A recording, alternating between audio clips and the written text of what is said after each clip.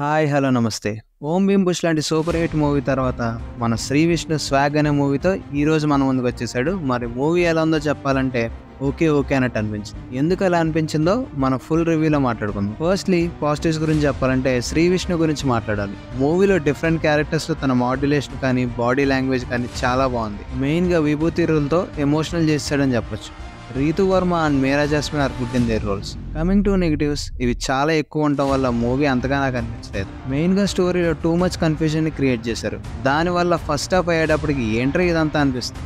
అలాగే ఈ మూవీలో చాలా క్యారెక్టర్స్ ఉంటాయి. ప్రతి క్యారెక్టర్ మోటివ్ ఏంటో క్లియర్గా చెప్పకుండానే ఇంకో క్యారెక్టర్ వచ్చేస్తూ ఉంటుంది. దీనివల్ల ఆ క్యారెక్టర్స్కి మనం కనెక్ట్ అవ్వలేము. అండ్ స్టోరీ చాలా బాగా రాసుకున్నాం. స్లో స్క్రీన్ ప్లే వల్ల బోర్ ఫీలర్. ఫైనల్లీ ఇది గైస్ నా సైడ్ నుండి రివ్యూ. ఈ మూవీకి నేను ఇచ్చే రేటింగ్ 2.7/5. సో మూవీ లవర్స్, మీకు కనుక మన రివ్యూ నచ్చితే లైక్ చేసి మీ ఫ్రెండ్స్కి షేర్ చేయండి. అప్కమింగ్ ఫిలిమ్స్కి రివ్యూ ఇవ్వడానికి కూడా నాకు కొంచెం బూస్ట్లా ఉంటుంది. అలాగే మన మూవీస్ అండ్ టెక్ని సబ్స్క్రైబ్ చేసుకోండి.